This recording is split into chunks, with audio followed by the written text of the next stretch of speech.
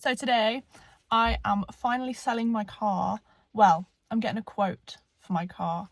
I've had so many issues over the past couple of months. I've only had the car a year, and in total, apart from this repair, like not including this repair, I've spent about 1,300 on it already, including new tyres a month after I got the car. This repair is a big one, and I am at the point where I can't afford it anymore, and it's not worth it. Like, I spent £3,000 on this car a year ago. I've only had the car a year, and to spend another £900 on it is just a bit like, I'm not willing to do that because who knows what's going to go wrong with it next. All these cars are driving past me and they're probably going to see me doing this and they're going to go, what the fuck?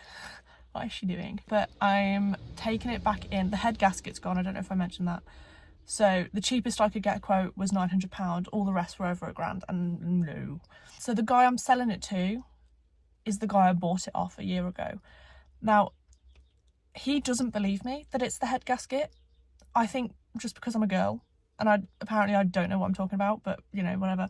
I told him all the tests have been done, like the emissions test or whatever it's called. That's what the garage called it, but he said that wasn't what it's called. So I don't know, but they called it an emissions test to me, so I'm going to go with that.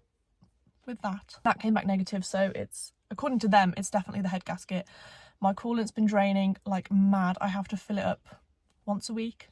I haven't driven this car for about 3 weeks though. It's just been sat outside my house. But when I told him that my coolant was draining so fast, he, like 20 minutes later in the conversation, he was like, "Are you sure you haven't been filling it above the maximum line?" Like, no, I haven't. He then said that it's basically my fault I spent all this money on repairs because I've been going to an expensive garage and he can fix my head gasket for £300. Now, if everybody else is quoting me over £1,000, why would I go to somewhere that's £300? Does that not sound a little bit iffy? But I've got a new car. Well, I've financed a new car, and I should be getting it either Friday or Saturday. They said they're going to ring me Wednesday, but I'm going to take you guys with me. I'm going to record the whole process if I can. I'm going to let you know what this guy quotes me, because the garage I went to that said it was the head gasket offered me £300 for the car. And on the phone to the guy I bought it off, he said it's worth way more than £300, even with a head gasket issue. So we'll see. He'll probably offer me about £400 for it. Now, I spent £3,000 on this car a year ago. It's just insane how much money I have lost on this. It's a 2000. Oh, he also said because it's a 2008 car, I should have been expecting these issues. No, I shouldn't have. Like, if the head gasket went after about 2 or 3 years, fair enough. But after a year, after I've already had a new clutch, a new thermostat, new tyres, what else have I had? New cat converter, new coolant bottle, like, it's just a bit, you know, I shouldn't be expecting to spend all this money. I wouldn't have bought it if I was expecting these problems. But he was constantly contradicting himself on the phone, and it's frustrating to even think about, because he then did like a background check on the garage that I said I went to, and he said that it's been struck off and they're not a proper business or whatever. So I messaged him back. I was like, "Can you please show me where you got this information from?" And he sent me a screenshot of the garage, and he'd spelt the name wrong. So I then sent it back going, "This is the wrong garage, this is the right one, and they're fine." He completely disregarded that message. And then a couple of days later, he was like, "Well, the garage you've been using isn't even a proper company." He just completely disregarded everything I have said. Driving me insane the past couple of weeks. But I'll let you guys know what he quotes me. I'm waiting for my boyfriend to arrive to remove the fault codes because I cannot drive it with a misfire. That's the reason he doesn't think it's the head gasket, because I can drive it after the fault codes have been removed, but I can only do one trip. Like, if I remove the fault codes, drive it, turn the car off, turn it back on, the misfire starts again. So he's not even a mechanic. So I don't think he knows what he's talking about. The mechanics have told me it's the head gasket, so I'm going to go with it's the head gasket, and it's going to be a very expensive repair. But if he can do it for £300, he can do it for £300 and I should be expecting some decent money, right? Right? Oh, but I put it into WeBuyAnyCar.com, whatever it's called, and without all the issues, the car was worth £800. And when I inputted the issues, it was worth £250. Oh, but yeah, I financed a new car. Should be getting it Friday or Saturday. It's very nice. It's very fancy. This car's like old. It's a nice little car. It's great for, you know, a first car if there was no issues. But I'm so excited for my new one. It's all I've been thinking about the past couple of days. I went in Saturday because I've only been at my new job 2 weeks, and I didn't think they'd be okay with that, because I thought they might wanted me to be there like a month or like 3 months or something, just to show that I've got some income. But I went in, didn't expect anything, and ended up walking out with the car. It's like an 11-mile journey to the garage, and I just don't feel safe driving this car. So my boyfriend's following behind me when I go, just in case the engine overheats or, you know, it blows up. It might blow up. Who knows? Oh man. But yeah, I will update you guys when I get a quote. Hopefully they do it today. If not, it'll be tomorrow. But I'm sick of all the problems. I'm sick of it. Just cleared it all out as well. Good as new. Oh, I'm gonna miss it though. So I took the car into the garage. He didn't actually say anything. He literally just had the keys off me, and we drove back. And in the car, my boyfriend was like, "Oh, by the way, like following you there, your car absolutely reeks." And I was like, "Reeks of what?" And he was like, "I don't even know." But we came to the conclusion that it's probably my coolant coming out of my exhaust, which is annoying, but you know, whatever. Don't even care at this point. It's just a past a joke. I posted a TikTok and I had a comment that was like, "You can't expect a garage to predict these problems a year later and expect them to fix it," or whatever it said, something like that. And I just wanted to say, like, I'm not expecting them to fix. I don't want them to fix the problems. Like, I'm sick of spending money on this car. I'm pissed off that it's had this many issues, and I have a right to be annoyed because I've spent nearly half of the car's worth on repairs in a year. But I don't want this guy to repair it for me. Like, I'm not spending any more money on the car. I just want him to buy it back off me. And the way he went about addressing the situation and blaming me for causing the problems, which I obviously didn't, has just caused a lot of frustration over the past couple of weeks. I feel like if I was a man, it would have gone down differently. And it's just a bit, you know, it's annoying. But yeah, if anybody else was thinking like I'm blaming the garage for selling me a shit car and it's their fault, like, I know it's not their fault, but it felt like they didn't check the car properly. But it's also mainly the response I had from this situation from the guy, not necessarily the car problems. Like, I don't want him to fix it. I don't care about the car anymore. But I just want him to believe me. Like, I'm not lying about this. But yeah, it's winding me up. It's getting on my nerves, and it has officially been 2 weeks, roughly, since I recorded the first 2 clips. I sold my car. I haven't got the money for it yet. But I got my new one. It's absolutely stunning. I'll put a photo here. I was going to do like a little car tour and stuff, but I've been at work nearly every day and I'm exhausted. I had a nap for 5 hours yesterday. My mom came in the room. She was like, "Are you awake?" I was like, "What time is it?" She was like, "It's 9:30." I was like, "Oh my god." But no, I took the car to where I bought it from, like my original car, and the guy wanted me to bring it in pretty desperately, to be fair. He acted like it was urgent.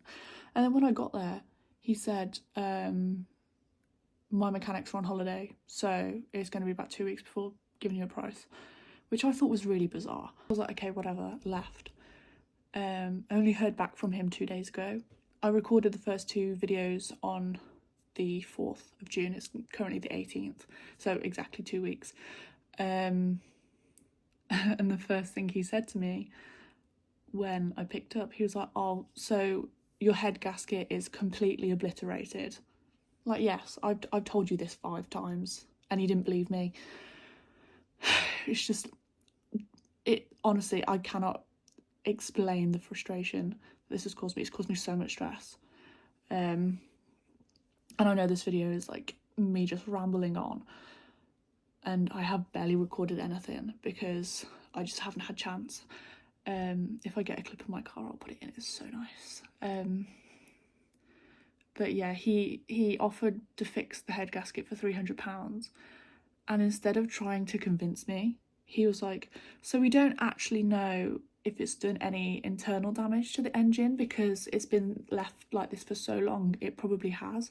And I'm thinking, if you're trying to convince me to fix this car and you're telling me the engine could be completely fucked, why would I say yes to repairing it? But he made it out like he didn't want to buy it off me, because of that. He was like, you can have it back off me and you can try and sell it on eBay for more money. And I was like, I just want it gone. Like, I've got a new car, I don't want to think about this anymore. But he's offered me £600 for it, which is a lot more than I was expecting. So I just said yes to the £600, but he really made it out like he didn't want to sell it, buy it off me. But he hasn't paid me either. It's a mess. Like, he said he'd ring me either yesterday or today to sort out time for me to go and give him my bank details or whatever, and I haven't heard from him. So if he doesn't ring me by the time the garage closes tonight, I'm going to message him tomorrow, because having to wait 2 weeks just for a quote, like, if he'd have just believed me from the beginning that it was the head gasket, he could have given me a rough idea of the price. But he was adamant that it was not the head gasket. And when I texted him, I was like, oh, I'll bring it to the garage today.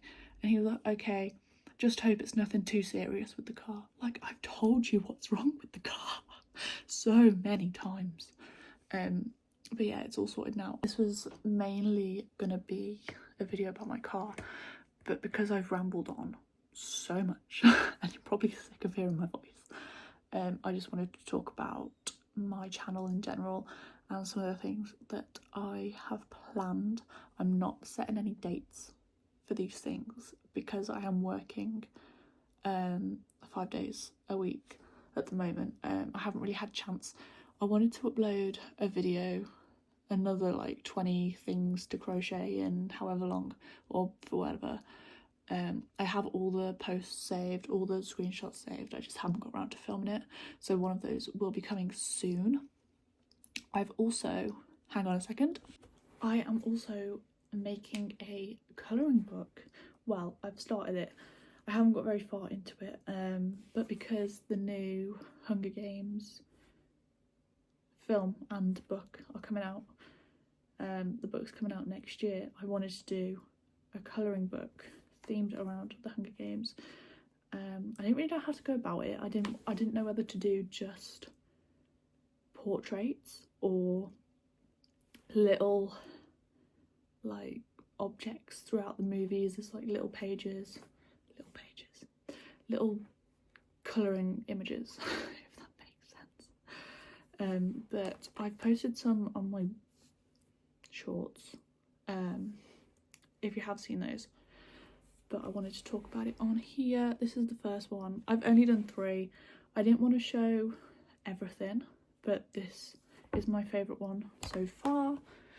It says snow lands on top, and I made it so it's directly on top of him.